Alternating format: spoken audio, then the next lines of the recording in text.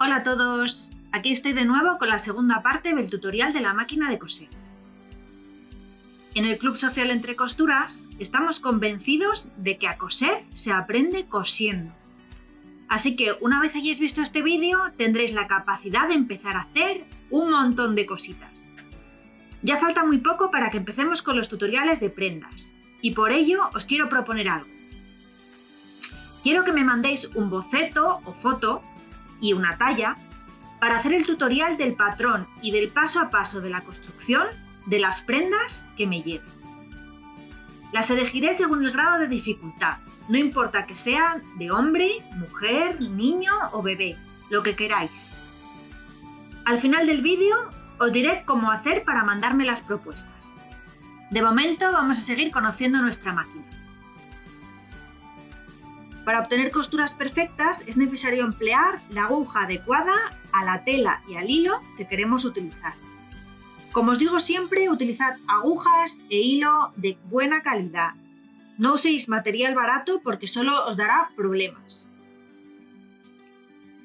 Bien, una pequeña orientación respecto a las agujas.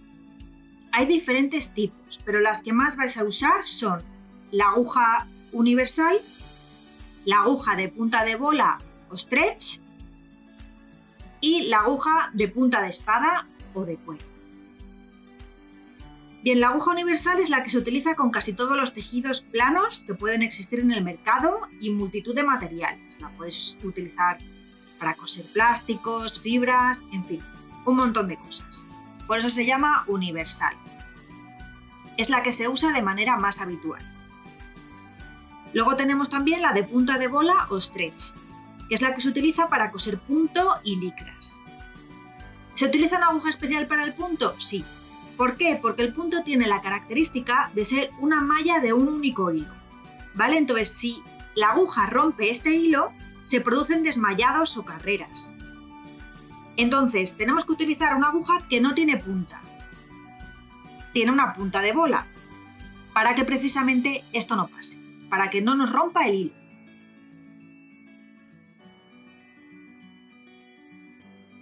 La aguja de punta espada o de cuero es una aguja que literalmente está afilada, es decir, que corta. Cuando el material que vamos a coser es cuero o algún plástico duro y la aguja de coser universal no lo atraviesa, podemos utilizar este tipo de agujas, porque hace un agujero al cortar el material y permite la puntada. Además del tipo de aguja, existen diferentes calibres según lo que vayamos a coser. A esto se le denomina el número de la aguja. Las agujas existen, creo no equivocarme, desde el número 60 al 140, siendo 60 la más fina y 140 la más gruesa. Pero las más comunes, las que más vais a utilizar, son las del número 70 o número 10 para tejidos muy finos tipo gasas, tul, organzas. Las del número 80 o número 12 y las del número 90 o número 14 son para coser tejidos medios, que engloban realmente la mayoría. Son las agujas que os recomiendo que tengáis siempre, agujas del número 80 y del número 90. Sirven para coser percalinas, crepes, paños, gabardinas, en fin, la mayoría de los tejidos. Y luego tenemos también las agujas del número 100 o del número 16, que son para coser tejidos más gruesos, para coser vaqueros, lonetas. También es una aguja muy práctica, sobre todo para arreglar los bajos de los vaqueros, que quién no se los tiene que arreglar. Bien, el número de la aguja no solo es importante según el tejido que vayamos a coser, también lo es el hilo, como os he dicho antes. A mayor grosor del hilo, mayor número de la aguja. Si queremos coser con un hilo tipo torzal, un hilo grueso, el ojo de la aguja debe de ser grande, porque si el hilo no pasa bien por el ojo de la aguja, se romperá y nos dará problemas. Por supuesto, cada máquina lleva un modelo diferente de aguja. Pueden diferir en el largo y el tope que encaja en la barra de la aguja, así que siempre comprobadlo antes de comprar agujas para vuestra máquina. Lo que sí es igual es la, digamos, anatomía general de la aguja. Siempre tienen una parte con una ranura larga y otra con una ranura corta o muesca. Y por supuesto el ojo y la punta. La ranura larga es la parte por donde debe apoyar el hilo antes de enhebrarlo y sirve para que no se rompa. Digamos que lo acoge y lo guía para que haya menos fricción. En algunas máquinas que no tienen una posición fija de la aguja, esto lo debemos tener muy en cuenta, porque si la aguja está mal puesta, no coseremos bien. Por último, con respecto a las agujas, deciros que no son eternas, que además de romperse se despuntan, y esto es más difícil de detectar a simple vista. Cuando la máquina da saltos en la puntada, es casi seguro que lo está, despuntada. También lo podéis comprobar tocando la punta con cuidado. Yo la suelo pasar por la uña y si raspa, está despuntada. Tened mucho cuidado con esto porque en un tejido delicado, si coséis con una aguja en mal estado, podéis hacer enganchones y estropear la prenda. En cuanto a otro de los complementos básicos de la máquina, los prensatelas, hay una amplia variedad de ellos en el mercado que en teoría resuelven un montón de problemas a la hora de coser. A nivel práctico solo vais a usar unos pocos. Por supuesto, esto dependerá de lo que vayáis a coser. La mayoría de los prensatelas están pensados para facilitar el trabajo, pero eso no significa que no podáis hacer lo mismo sin tenerlos. Ya lo iremos viendo. Además de los básicos que suele traer la máquina, el estándar o el básico, el de cremalleras normales y el de acero Hales, el único que recomiendo que compréis desde el principio es el de cremalleras invisibles. Porque aunque podéis usar el de cremalleras normales, ya veremos cómo, son bastante más complicadas de poner con él. Pero es el único. Ya iréis comprando otros según los necesitéis. Venden un montón de kits de prensatelas que realmente nunca vais a utilizar. No gastéis dinero hasta no saber realmente cuáles van a ser vuestras necesidades. En la industria existen un montón de embudos y prensatelas pensados para ganar tiempo, pero tened en cuenta que cada máquina está destinada a una operación de costura.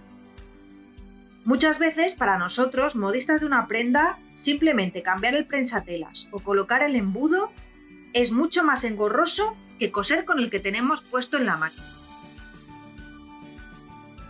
De todas formas, según vayamos viendo tipos de costuras y materiales, os diré el prensatelas supuestamente ideal para el proceso. Después de enhebrada la máquina, siempre debemos de hacer una prueba antes de coser sobre la prenda. Lo mejor es probar en un trocito de la misma tela que queramos coser y así ajustamos las tensiones y el largo de puntada hasta que consigamos el pespunte perfecto. La costura bien hecha es cuando los hilos de la canilla y de la aguja se entrecruzan justo en el centro de la tela.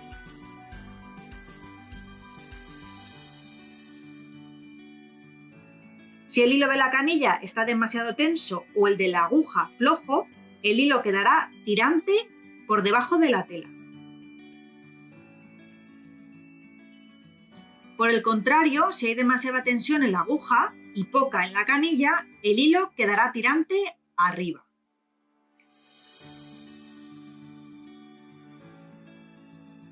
Las tensiones de aguja y canilla deben quedar equilibradas. Este punto no es único. Podemos ir probando a ajustar aguja y canilla hasta que lo encontremos. Normalmente la canilla no se suele tocar, más que nada porque resulta mucho más incómodo apretar el tornillo del canillero que regular la tensión de la aguja. Así que normalmente aumentamos o disminuimos la tensión del hilo de la aguja sin tocar la canilla, siempre que sea posible, obviamente. A veces no nos queda más remedio que ajustar la tensión también de la canilla. Si tenemos que ajustar la tensión en la canilla, os diré que el tornillo del canillero es bastante sensible. Así que una mínima torsión del tornillo es más que suficiente para dejarlo a punto. Bien, ¿y cuál es el mejor sitio para nuestra máquina? ¿Dónde la colocamos? Lo ideal es que ya sea una máquina portátil o sea una máquina con mesa, debemos de tener siempre espacio a la izquierda de la máquina para trabajar cómodamente. Tenemos que tener en cuenta el espacio que tenemos por dentro de la máquina y el espacio que tenemos por fuera. porque al colocar la labor siempre tenemos que tener la mayor cantidad de tejido por fuera, para que sea mucho más cómodo manejarlo y que el brazo de la máquina no nos estorbe. Vamos a dar nuestras primeras puntadas. Partimos de que ya tenemos la máquina enhebrada como vimos en el tutorial anterior. Lo primero que hacemos es levantar el prensatelas. Colocamos la labor en el sitio en el que queremos empezar y bajamos el prensatelas. Lo siguiente que hacemos es bajar la aguja y clavarla en el tejido. Si al hacerlo sujetáis los hilos, evitaréis que se os desenhebre. Cuando el tirahilo tira del hilo, si no habéis dejado suficiente cabo o si no lo sujetáis, es bastante probable que el hilo se salga de la aguja. Las manos. Es muy importante cómo colocamos las manos para guiar la labor. Nosotros guiamos la labor y la controlamos, no dejamos que lo haga la máquina. Y por cierto, no tiramos el tejido por detrás. Es la máquina la que desplaza el tejido. Solo hacemos esto en ocasiones muy especiales. No lo toméis por costumbre. La mano derecha tiene que estar guiando la labor hacia el prensatelas, justo por delante, procurando mantenerla en línea con la aguja. Y la mano izquierda tiene que controlar la labor, evitando los desplazamientos laterales. Ahora ya podemos accionar el pedal para empezar a coser. Cuando terminamos nuestra costura, levantamos la aguja, levantamos el prensatelas y tiramos de los hilos. Muchas veces parece que el hilo no quiere salir. Para solucionarlo, lo que tenemos que hacer es girar el volante hacia adelante y hacia atrás con movimientos cortos hasta que el hilo salga sin problemas. Y cortamos con la tijera. Ya hemos hecho nuestra primera costura.